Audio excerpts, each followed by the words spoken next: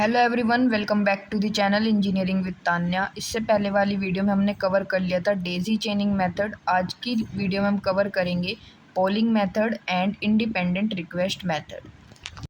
देखिए हमारा second type क्या है। सेकंड टाइप है आपका पोलिंग या फिर रोटेटिंग प्रायोरिटी मेथड। अच्छा, इसके नाम में चेक करना क्या आ रहा है, रोटेटिंग प्रायोरिटी मेथड। जैसे कि डेजी चेनिंग में क्या था, डेजी चेनिंग में आपकी फिक्स्ड प्रायोरिटी थी, फिक्स्ड प्रायोरिटी थी। लेकिन यहाँ पे जो है, इसमें जो प्रायोरिटी है वो आपकी रोटेट होती रहती है। प्रायोरिटी होती रहती है रोटेट। कैसे रोटेट होती है वो हम देखेंगे। ठीक है, तो पहले इसे हम क्या करेंगे, इसे भी हम अपने डायग्राम की हेल्प से समझेंगे, उसके बाद मूव करेंगे अपने नोट्स के ऊपर। ठीक है, तो देखो ये क्या है, आपका जो रोटेटिंग प्रायोरिटी मेथड है या फिर जिसे हम पॉलिंग मेथड भी कहते हैं, उसका डायग्राम ये डेजिंग चेनिंग की तरह ही है, डेजी चेनिंग मेथड की तरह ही है। लेकिन यहाँ पे डिफरेंस आ जाता है एड्रेस का। देखो आपको यहाँ पे 3 डिफरेंट लाइंस दिख रही होंगी। ठीक है, 3 लाइंस जो आपको एक्स्ट्रा दिख रही होंगी ये होती हैं एड्रेसेस के लिए। ये किसके लिए होती है मैम, एड्रेसेस के लिए। देखो वहाँ पे क्या था, डेजी चेनिंग में अगर किसी मास्टर ने बस की रिक्वेस्ट की है, किसी को बस की ज़रूरत है, तो कंट्रोलर क्या करता था, डायरेक्ट बस ग्रैंड सिग्नल को भेज देता था। ठीक है, लेकिन इसमें ऐसा नहीं होता है। कंट्रोलर या फिर जो आपका बस आर्बिटर है वो पहले एड्रेसेस को जनरेट करेगा, मास्टर 1 के लिए भी, 2 के लिए भी और 3 के लिए। कब करेगा मैम, कैसे करेगा, समझते हैं। सपोज करके चलो बेसिक से बिल्कुल कि जो मास्टर 1 है ये बैठा हुआ है, इसे क्या चाहिए, इसे बस की ज़रूरत आन पड़ी है, तो ये क्या करेगा, बस के लिए रिक्वेस्ट सेंड करेगा इस लाइन के थ्रू, जो है हमारी बस रिक्वेस्ट लाइन।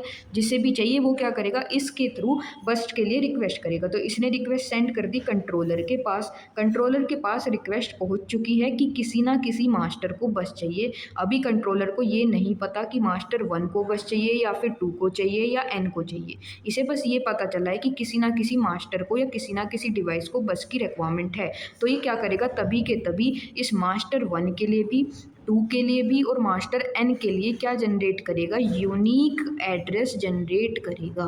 क्या जनरेट करेगा, यूनिक एड्रेसेस को जनरेट करेगा। ठीक है, एड्रेस जो होगा सबका अलग होगा, मास्टर 1 का, मास्टर 2 का, मास्टर n का। इसने एड्रेस जनरेट करा। ये क्या करता है ना, एक बात ध्यान रखना, ये एड्रेसेस को एक ऑर्डर में सेंड करता है। मान लो ये कह रहा है पहले मैं m1 को एड्रेस सेंड करूँगा, उसके बाद मैं m2 को एड्रेस सेंड करूँगा, उसके बाद मैं m3 को एड्रेस सेंड करूँगा। ये एक ऑर्डर फॉलो कर रहा है कि पहले मैं m1 को एड्रेस भेजूँगा, फिर m2 को, फिर m3 को। ठीक है, इसने क्या करा, सबसे पहले एड्रेस सेंड करा m1 के पास। तो मास्टर 1 ये चेक करेगा कि जो एड्रेस है क्या वो मेरा ही एड्रेस है। हाँ, इसने देखा मेरा ही एड्रेस है तो एड्रेस मैच हो गया। फिर ये चेक करेगा कि क्या मैंने ही बस के लिए रिक्वेस्ट करा था, क्या मुझे बस की नीड है। हाँ, तो इसने ही तो बस के लिए रिक्वेस्ट करा था, इसे बस की नीड है। तो क्या होगा कि इसके लिए जो बस ग्रैंड सिग्नल है वो जनरेट किया जाएगा। देखो जो बस ग्रैंड सिग्नल है इसके लिए अब जनरेट किया जाएगा। पहले देखो क्या हुआ, पहले एड्रेस आया, पहले एड्रेस मैच हुआ, उसके बाद जो है बस ग्रैंड सिग्नल भेजा जाएगा। उसके बाद बस ग्रैंड सिग्नल भेजा जाएगा। कंट्रोलर को पता चल गया कि हाँ मास्टर 1 ने रिक्वेस्ट भेजी थी, मास्टर 1 को बस की ज़रूरत है, तो उसके लिए क्या कर दिया जाएगा, अब बस ग्रैंड सिग्नल जनरेट कर दिया जाएगा और इसे बस प्रोवाइड कर दी जाएगी। और जैसे ही इसे बस मिलेगी, ये बस लाइन के थ्रू बस को क्या दिखा देगा, बस को दिखा देगा कि बस अभी बिजी है, बस अभी मैं यूज़ कर रहा हूँ। ठीक है, तो इतनी बात समझ में आ गई होगी कि पहले एड्रेस भेजा जाता है। ठीक है मैम, अब देखिए ये तो ऑर्डर था m1 m2 m3। ठीक है, अगर यहाँ पे है ना प्रायोरिटी जो है वो रोटेट होती रहती है। जैसे कि डेजी चेनिंग में तो प्रायोरिटी फिक्स थी कि पहले m1 को ही मिलेगा, पहले जो सिग्नल है वो m1 को ही मिलेगा। लेकिन यहाँ पे ऐसा नहीं होता है, यहाँ पे चेंज हो जाती है प्रायोरिटी। कैसे, देखो m2 की ये कह रहा है कंट्रोलर बस आर्बिटर कि पहले मैं m2 को भेजूंगा, फिर मैं m3 को भेजूंगा, फिर मैं m1 को भेजूंगा एड्रेस। यानी यहाँ पे होती है पोलिंग। पोलिंग का मतलब होता है ये पूछता है, बस कंट्रोलर जो है या फिर बस आर्बिटर ये पूछता है कि क्या ये एड्रेस तुम्हारा है, क्या ये एड्रेस तुम्हारा है। देखो जैसे कि अब क्या होगा, ये सबसे पहले एड्रेस किसे भेजेगा, m2 को भेजेगा। इसने एड्रेस किसे सेंड करा, इसने एड्रेस सेंड करा है m2 के पास। ठीक है, अब M2 चेक करेगा क्या ये मेरा ही एड्रेस है। अगर ये M2 का एड्रेस हुआ तो ये क्या करेगा कि हाँ, ये बता देगा कि ये मेरा ही एड्रेस है। फिर ये चेक करेगा क्या मुझे सच में बस की ज़रूरत है। अगर इसे बस की ज़रूरत हुई तो इसके लिए बस ग्रैंड सिग्नल जो है वो जनरेट हो जाएगा। लेकिन सपोज़ अगर इसे बस की ज़रूरत नहीं है तो ये रेस्पॉन्ड नहीं करेगा, यानी ये कोई जवाब नहीं देगा अगर इसे बस की ज़रूरत नहीं है। ठीक है, तो इसने पोलिंग का मतलब यही है कि बस कंट्रोलर ने ये पूछा क्या ये तुम्हारा ही एड्रेस है। अगर ये तुम्हारा एड्रेस है तो बताओ क्या तुम्हें बस की ज़रूरत है। अगर इसे बस की ज़रूरत हुई तो ये कह देगा कि हाँ मुझे बस की ज़रूरत है, इसके लिए बस ग्रैंड सिग्नल जनरेट करा दिया जाएगा। अगर इसे ज़रूरत नहीं है तो ये रेस्पॉन्ड नहीं करेगा। ठीक है, अब देखो सबसे पहले एड्रेस M2 को गया, उसके बाद ये कह रहा है मैं M3 के पास एड्रेस भेजूंगा। वैसे ही एड्रेस अब जो है M3 के पास जाएगा। M3 से भी ये पूछा जाएगा, पोलिंग होगी, पूछा जाएगा क्या ये तुम्हारा ही एड्रेस है, मतलब N मास्टर N के पास जाएगा, ये पूछा जाएगा क्या ये तुम्हारा ही एड्रेस है। अगर ये इसका एड्रेस हुआ, एड्रेस मैच हुआ, फिर ये पूछा जाता है क्या तुम्हें बस की ज़रूरत है। अगर बस की ज़रूरत हुई तो बस ग्रैंड सिग्नल इसे भेजा जाएगा, इसके लिए जनरेट किया जाएगा। अगर इसे भी ज़रूरत नहीं है बस की तो क्या होगा, बस ये जो है रेस्पॉन्ड नहीं करेगा। बी ने भी जो था रेस्पॉन्ड नहीं करा। अभी किसके पास एड्रेस भेजेगा, M1 के पास एड्रेस भेजेगा। एक मिनट, M1 के पास एड्रेस जाएगा। ठीक है मैम, M1 के पास एड्रेस गया। M1 चेक करेगा क्या ये मेरा ही एड्रेस है, हाँ ये इसका ही एड्रेस है। ये चेक करेगा क्या मुझे बस की ज़रूरत है। अगर इसे बस की ज़रूरत है तो इसके लिए बस ग्रैंड सिग्नल जनरेट किया जाएगा, इसको बस दे दी जाएगी, फिर बस बिजी लाइन के थ्रू बस को बिजी दिखा दिया जाएगा। आई होप आपको समझ में आ गया होगा। अब हम एक बार नोट्स से पढ़ लेते हैं। ठीक है, अब देखो नोट्स से आपको ज़्यादा समझ में आ जाएगा। ये तो मैंने आपको डायग्राम की हेल्प से समझा दिया है। मिनट, ऑल बस masters use the same line for बस रिक्वेस्ट। यहाँ पे भी सेम लाइन का ही यूज़ किया जाता है बस रिक्वेस्ट के लिए।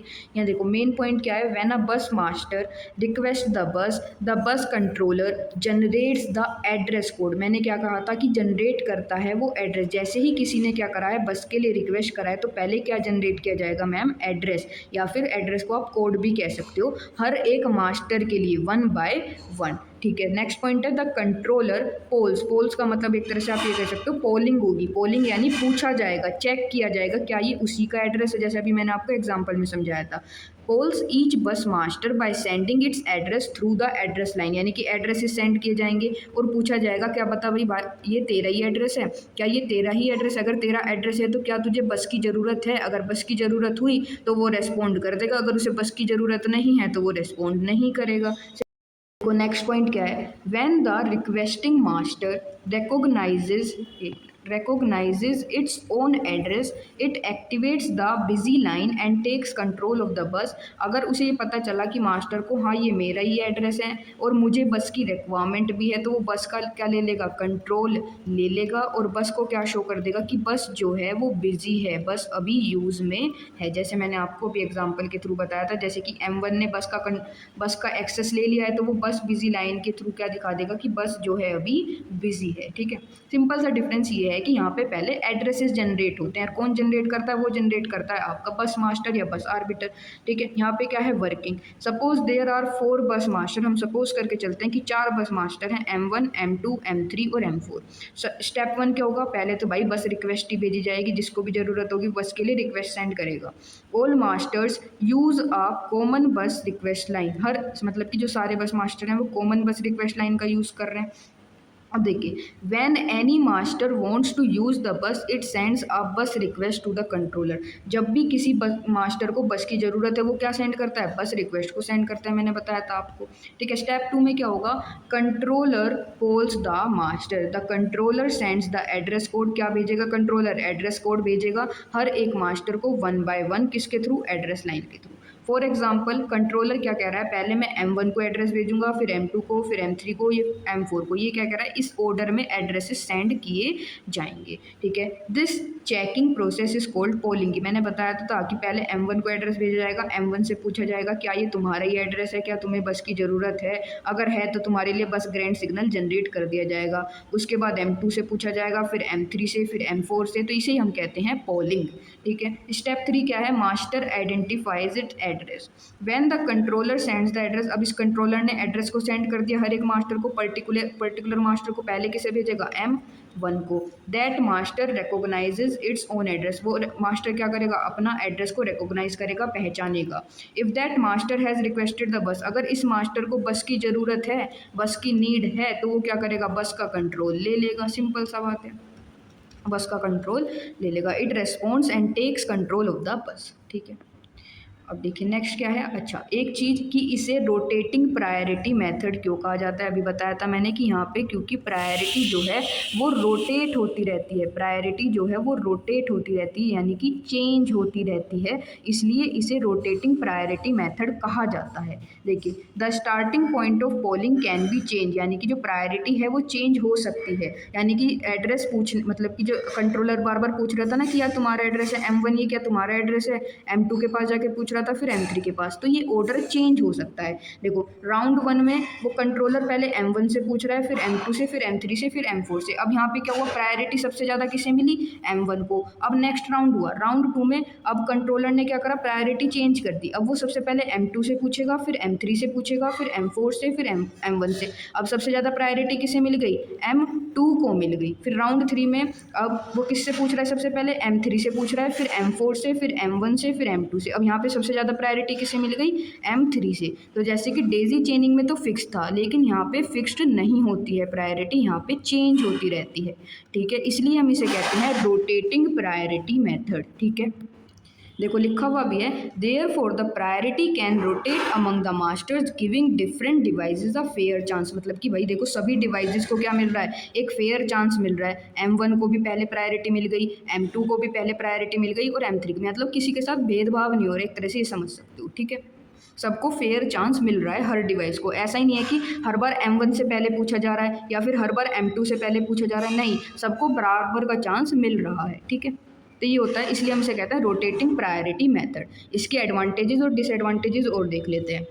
पहली एडवांटेज क्या है, फेयर मेथड। एक फेयर मेथड क्यों कह रहे हैं भाई, इसलिए कह रहे हैं क्योंकि यहाँ पे जो प्रायोरिटी है वो रोटेट होती रहती है, प्रायोरिटी जो है रोटेट होती रहती है, एक सी प्रायोरिटी नहीं होती है, इसलिए इसे कहा जाता है फेयर मेथड। यानी कि परमानेंटली ये किसी भी पर्टिकुलर डिवाइस को या मास्टर को फेवर नहीं करता है। सेकंड है simple to understand and implement.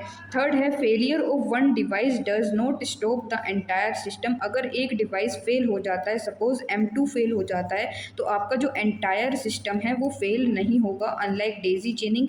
जैसे कि डेजी चेनिंग में था, अगर एक डिवाइस फेल हो जाता है तो पूरा सिस्टम ठप हो जाएगा, क्योंकि सिग्नल जो है आगे ट्रांसफ़र नहीं हो पा रहा था। ठीक है, लेकिन इसमें ऐसा नहीं होता है, because the controller can continue polling the other devices. अगर M2 फेल हो जाता है तो ऐसा नहीं है पूरा सिस्टम खराब हो जाएगा, नहीं, वो क्या करेगा, एड्रेसेस को M1 को तो सेंड कर सकता है, M3 को भी एड्रेस सेंड किया जा सकता है, M4 को भी एड्रेसेस सेंड किया जा सकता है, सिर्फ M2 ही तो खराब हुआ है। तो इसलिए यहाँ पे अगर एक डिवाइस खराब हो जाता है तो एंटायर सिस्टम फेल नहीं होता है। लेकिन डेजी चेनिंग में ऐसा नहीं था, अगर एक भी डिवाइस खराब हो जाएगा तो पूरा का पूरा सिस्टम खराब हो जा मतलब कि फेल हो जाता है। ठीक है, वर्क नहीं कर पाता, क्योंकि वहाँ पे पहले सिग्नल जो है M1 के पास जा रहा था, फिर M2 के पास, फिर M3 के पास। ठीक है, देखिए पहली एडवांटेज क्या है, फेयर मेथड। पहली एडवांटेज है फेयर मेथड। इसे फेयर मेथड इसलिए कहा जाता है क्योंकि यहाँ पे प्रायोरिटी जो है चेंज होती रहती है, रोटेट होती रहती है, किसी भी एक डिवाइस को परमानेंटली फेवर नहीं किया जाता है। ठीक है, दूसरा है simple to understand and implement. इस समझने में आसान है और इम्प्लीमेंट करने में भी। अब देखिए थर्ड पॉइंट क्या है, failure of one device does not stop the entire system. अगर एक डिवाइस फेल हो जाता है तो यहाँ पे एंटायर सिस्टम जो है वो स्टॉप नहीं करेगा, क्योंकि जो पोलिंग है वो कंटिन्यू रहती है अदर डिवाइसेस। सपोज M2 खराब हो जाता है तो M2 के खराब हो जाने से एंटायर सिस्टम स्टॉप नहीं होगा, एड्रेस M1 के पास सेंड किया जा सकता है, M3 के पास भी, M4 के पास भी, क्योंकि खराब तो सिर्फ आपका M2 हुआ है ना, इसलिए। तो इसलिए कह रहे हैं कि failure of one device does not stop the entire system. पहली डिसएडवांटेज है एडिंग मोर बस master is difficult because more address lines में बी रिक्वायर्ड। यानी कि अगर आप इसमें और बस मास्टर को ऐड करोगे, ज़्यादा बस मास्टर को ऐड करोगे, तो आपको उतनी ही एड्रेस लाइन की रिक्वायरमेंट पड़ेगी। तो ये एक इसकी डिसएडवांटेज है, एड्रेस लाइन्स की रिक्वायरमेंट पड़ेगी। दूसरी है polling can take more time, यानी कि जो पोलिंग है वो ज़्यादा टाइम ले सकती है, क्योंकि पहले एड्रेस जनरेट होगा, फिर हर एक डिवाइस के पास उसका एड्रेस जाएगा, फिर अगर उस डिवाइस को बस की ज़रूरत पड़ेगी तब जाके बस ग्रैंड सिग्नल जनरेट किया जाता है। तो वो ये कि बस पोलिंग जो है वो ज़्यादा टाइम लेती है। When there are many masters because the controller has to check one by one, क्योंकि कंट्रोलर को वन बाय वन चेक करना होता है उन्हें, इसलिए यहाँ पे क्या है, अगर बस मास्टर्स ज़्यादा हुए तो पोलिंग में टाइम ज़्यादा लग जाएगा। ठीक है, तो ये था आपका क्या, रोटेटिंग प्रायोरिटी मेथड। अब देखिए आपका जो नेक्स्ट टाइप है वो है इंडिपेंडेंट रिक्वेस्ट, या फिर जिसका दूसरा नाम भी है फिक्स्ड प्रायोरिटी मेथड। इसमें क्या होता है, अच्छा एक बात ध्यान रखना, यहाँ पे आ रहा है फिक्स का मतलब है जो प्रायोरिटी है वो क्या होगी, फिक्स्ड होगी। ठीक है, अब देखिए जो आपका थर्ड टाइप है वो है इंडिपेंडेंट रिक्वेस्ट, या फिर दूसरा नाम है इसका फिक्स्ड प्रायोरिटी मेथड। नाम में क्या आ रहा है, फिक्स्ड, इसका मतलब है प्रायोरिटी यहाँ पे जो होगी वो फिक्स्ड होगी, प्रायोरिटी चेंज नहीं होने वाली है। ये क्या है, सेंट्रलाइज बस आर्बिट्रेशन का टाइप है, मैंने आपको बता ही दिया है। In which each device has its own bus request and bus grant lines connected directly to the bus arbiter. अभी तक आपने क्या देखा, जैसे कि डेजी चेनिंग था, चाहे वो डेजी चेनिंग हो या फिर पोलिंग मेथड हो, उसमें क्या था, बस रिक्वेस्ट लाइन जो थी वो सिर्फ और सिर्फ एक थी, यानी कि जो बस रिक्वेस्ट लाइन है और बस ग्रांट लाइन है, बस ग्रांट लाइन है वो कॉमन थी, यानी कि सभी मास्टर एक ही बस रिक्वेस्ट लाइन को और बस ग्रांट लाइन को यूज़ कर रहे थे। लेकिन इंडिपेंडेंट रिक्वेस्ट प्रायोरिटी मेथड में ऐसा नहीं होता है, यहाँ पे हर एक मास्टर के पास अपनी बस रिक्वेस्ट लाइन होगी, हर और बस ग्रांट लाइन भी होगी, यानी कि सब मास्टर के पास अलग अलग बस रिक्वेस्ट लाइन होगी और बस ग्रांट लाइन होगी, जो कि डायरेक्टली कनेक्ट होती हैं बस आर्बिटर से। हम डायग्राम से समझ लेते हैं, उससे आपको ईजिली समझ में आ जाएगा, फिर हम अपने नोट्स पे आएंगे। ठीक है, देखिए ये है आपका किसका, इंडिपेंडेंट रिक्वेस्ट मेथड का डायग्राम। एक मिनट, देखिए ये आपका मास्टर 1 है, ये मास्टर 2 है, ये मास्टर n है। ठीक है, अब देखिए यहाँ पे कंट्रोलर लगा हुआ है आपका, यानी कि जिसे हम बस आर्बिटर भी कहते हैं। मास्टर 1 के पास आपको दिख रहा है कि इसकी अलग बस रिक्वेस्ट लाइन है और बस ग्रांट लाइन भी है, दोनों इसकी क्या होगी, दो लाइन हो गई, एक बस ग्रांट लाइन, एक बस रिक्वेस्ट लाइन। ठीक है, अलग अलग लाइन है या नहीं है, बिल्कुल। वैसे ही मास्टर 2 के पास क्या है, बस रिक्वेस्ट लाइन है और बस ग्रांट लाइन है, बस ग्रांट 2, इसके पास भी क्या है, अपनी बस ग्रांट 2 लाइन है। वैसे ही आपका मास्टर एन है, मास्टर एन थोड़ी ना पीछे रहेगा, इसके पास भी क्या है, बस ग्रांट लाइन है, बस ग्रांट लाइन है और बस रिक्वेस्ट लाइन है। तो वही तो लिखा था नोट्स में कि इन मास्टर के पास अलग अलग क्या होगी, सेपरेट क्या होगी, बस रिक्वेस्ट लाइन भी होगी और बस ग्रांट लाइन भी होगी। ऐसा पर डेजी चेनिंग और प्रायोरिटी मेथड में नहीं था, वहाँ पे सिर्फ और सिर्फ एक सिंगल बस रिक्वेस्ट लाइन थी और बस ग्रांट लाइन थी। लेकिन यहाँ पे सबके पास अपनी अपनी है, अलग अलग है। ठीक है, बस बिजी तो एक ही है, बस बिजी लाइन सिर्फ एक ही है। ठीक है, बस बिजी तो वहाँ पे भी एक ही थी डेजी चेनिंग में और प्रायोरिटी मेथड में, पर डिफरेंस कहाँ आ रहा है कि सबके पास अपनी अपनी बस रिक्वेस्ट लाइन और बस ग्रांट लाइन हो जाती हैं। ठीक है, अब इन्हें हम अपने नोट्स से समझ लेते हैं। देखिए ये तो मैंने आपको समझा ही दिया कि सबके पास बस रिक्वेस्ट और बस ग्रांट लाइन अलग अलग हैं। वर्किंग देख लेते हैं। Suppose there are 3 devices D1 D2 and D3। Suppose यहाँ पे हमारे पास 3 डिवाइसेस हैं D1 D2 and D3। Work कैसे होगा अब देखते हैं। Each device has its own request line and grant line, ये तो आपको पता ही चल गया। When a device wants the बस, जब एक डिवाइस को बस की रिक्वायरमेंट है तो वो क्या सेंड करेगा, बस रिक्वेस्ट लाइन, बस रिक्वेस्ट को सेंड करेगा किसको, बस आर्बिटर को। जैसे कि सपोज करते हैं कि आपका जो मास्टर 1 है, एक मिनट रफ कर लेते हैं ताकि आपको ईजिली समझ में आए। एक मिनट, जैसे कि मास्टर 1 को क्या चाहिए, बस की रिक्वायरमेंट है, तो ये अपनी बस रिक्वेस्ट लाइन का यूज़ करके रिक्वेस्ट को सेंड कर देगा किसको, कंट्रोलर को या बस आर्बिटर को। ठीक है, फिर क्या होगा कि जो इसे क्या की जाएगी, बस को ग्रांट करवाया जाएगा इसी की बस ग्रांट लाइन के थ्रू। वैसे ही सपोज करके चलते हैं मास्टर 2 को बस की ज़रूरत है, तो ये अपनी बस रिक्वेस्ट लाइन के थ्रू क्या करेगा, बस रिक्वेस्ट लाइन के थ्रू रिक्वेस्ट को सेंड करेगा और इसको जो है ग्रांट कैसे होगी, बस इसी की बस ग्रांट लाइन के थ्रू रिक्वेस्ट बस ग्रांट लाइन के थ्रू जो है बस को प्रोवाइड कराया जाएगा। ठीक है, देखो when a device wants the bus it sends a bus request to the bus arbiter के पास रिक्वेस्ट भेजेगा।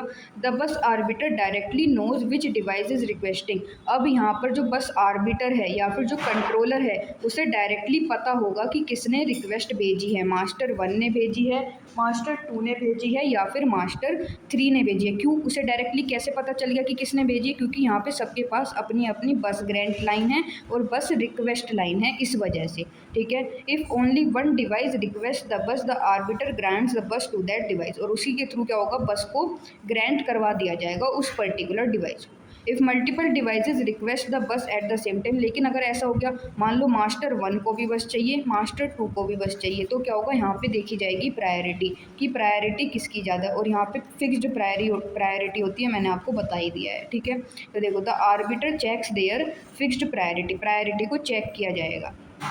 The device with the highest priority, और जिस डिवाइस की हाईएस्ट प्रायोरिटी होगी उसे बस मिल जाएगी। ठीक है जी। अब देखो एग्जांपल एक मैंने ले रखा है इंडिपेंडेंट रिक्वेस्ट या फिर फिक्स्ड प्रायोरिटी मेथड का। देखिए, सपोज देयर आर 3 डिवाइसेस, हम 3 डिवाइस लेके चल रहे हैं, D1, D2 and D3, connected to a बस आर्बिटर। ये किससे कनेक्ट है, बस कंट्रोलर या बस आर्बिटर, सेम ही चीज़ होती है, कितनी बार बता दिया है। Each device has its own bus request and bus grant line, सबके पास अपनी अपनी बस रिक्वेस्ट और बस ग्रांट लाइन्स हैं। Assume the priority of the device, हम यहाँ पे मान के चल रहे हैं कि डिवाइस की प्रायोरिटी इस तरीके से है, पहले D1 है, फिर D2 है, फिर D3 है, यानी कि सबसे ज़्यादा प्रायोरिटी आपकी D1 की है, फिर D2 की है, फिर D3 की है। ठीक है, तो देखिए, this means D1 has the highest priority, हाँ, D2 has next highest priority and D3 has the lowest priority. सबसे ज़्यादा D1 की है, फिर D2 की है, फिर D3 की है। क्या भाई, priority. Now suppose D1 and D3, हम मान के चलते हैं कि D1 और D3 को एक टाइम पे क्या पड़ेगी, बस की ज़रूरत पड़ गई सेम टाइम पे। ठीक है, तो बताओ किसे बस मिलेगी, D1 को या D3 को? भाई जिसकी प्रायोरिटी ज़्यादा है D1 को मिलेगी, ऑब्वियस सी बात है। D1 sends a bus request, D1 क्या सेंड करता है, बस रिक्वेस्ट, यानी कि BR1 क्या हो जाएगा, 1 हो जाएगा। इसका मतलब होता है सिंपल सा कि जो मास्टर 1 है यानी कि जो D1 है उसने रिक्वेस्ट सेंड करी है, और फिर D3 भी सेंड करेगा बस रिक्वेस्ट, क्योंकि बस जो है D1 को भी चाहिए, यानी डिवाइस 1 को भी चाहिए और D3 को भी चाहिए। तो BR3 का मतलब है डिवाइस 3 ने रिक्वेस्ट भेजी है, BR3 भी क्या हो जाएगा, 1, और BR1 हो जाएगा 1। ठीक है, अब देखिए, the bus arbiter receives both request, bus arbiter के पास दोनों की रिक्वेस्ट आई, D1 की भी और D3 की। It sees that 2 devices want the bus, यानी कि 2 डिवाइसेस को बस चाहिए, तो वो क्या करेगा, उनकी प्रायोरिटी चेक करेगा। क्योंकि D1 की प्रायोरिटी ज़्यादा है तो बस किसे मिल जाएगी, D1 को मिल जाएगी। ठीक है, therefore D1 gets the bus and D3 को क्या करना पड़ेगा, वेट करना पड़ेगा। After D1 finishes using the bus, जब D1 का काम हो जाएगा, बस को फ्री कर दिया जाएगा, उसके बाद बस किसे मिल जाएगी, आपकी D3 को मिल जाएगी। इस तरीके से काम होता है, ये मैंने आपको इसके एग्जांपल से समझा दिया है। सिंपल सा है कि सबके पास अपनी बस ग्रांट लाइन है और बस रिक्वेस्ट लाइन है, ये डिफरेंस होता है। और यहाँ पे जो कंट्रोलर है उसे डायरेक्ट पता चल जाता है कि किसने रिक्वेस्ट भेजी है, मास्टर 1 ने भेजी है, मास्टर 2 ने भेजी है, मास्टर N ने। क्यों पता चल जा रहा है, क्योंकि सबकी अपनी अपनी बस ग्रांट और बस रिक्वेस्ट लाइन है, इस वजह से। अब देखिए एडवांटेजेस देख लेते हैं। फास्ट है because the arbiter directly knows which device has requested the bus. Fast क्यों है भाई, क्योंकि आर्बिटर को या कंट्रोलर को डायरेक्टली पता चल जाता है कि रिक्वेस्ट किसने करी है, किसने बस को मांगा है। Arbitration speed is not affected by the number of devices. आप कितने भी नंबर ऑफ डिवाइसेज इसमें लगा लो, वो आर्बिट्रेशन स्पीड जो है वो अफेक्ट नहीं होने वाली है। तो ये एडवांटेजेस थी। डिसएडवांटेजेस क्या है, requires more control lines because every device has set. भाई देखो सबके पास अपनी अपनी रिक्वेस्ट लाइन है और बस ग्रांट लाइन है, तो यहाँ पे जो कंट्रोल लाइन है उनकी रिक्वायरमेंट क्या होगी, ज़्यादा होगी, ऑब्वियस सी बात है। अब देखिए connecting many devices becomes difficult. अब भाई तुम ज़्यादा डिवाइस इसमें ऐड कराने की कोशिश करोगे तो डिफ़िकल्ट हो गई, सबकी अपनी अपनी बस ग्रांट लाइन होगी तो वो कॉस्टली भी पड़ेगा। ठीक है, a low priority device may have to wait for a long time. Simple सी बात है, यहाँ पे प्रायोरिटी फिक्स है, पहले मान लो D1 की है, फिर D2 की है, फिर D3 की है। अगर बस जो है D3 को चाहिए तो उसे क्या करना पड़ेगा, वेट करना पड़ेगा। मान लो D3 तो चलो एक बार को मिल भी जाएगी D3 को, पर D4 है, D5 है, D6 है, तो इन्हें तो और लंबे टाइम तक वेट करना पड़ेगा। तो इसलिए यहाँ पे जो है लो प्रायोरिटी डिवाइस को वेट करना पड़ता है एक लंबे समय तक। तो ये था आपका फिक्स्ड इंडिपेंडेंट रिक्वेस्ट मेथड, जिसे हम फिक्स्ड प्रायोरिटी मेथड भी कहते हैं। आई होप समझ में आ गया होगा। ठीक है, तो ये मैंने आपके तीनों मेथड्स जो हैं कवर करवा दिए हैं। आई होप समझ में आ गया होगा। अगर आपको वीडियो अच्छी लगती है तो प्लीज़ प्लीज़ प्लीज़ लाइक कर दो और चैनल को सब्सक्राइब कर लो। Thank you so much guys.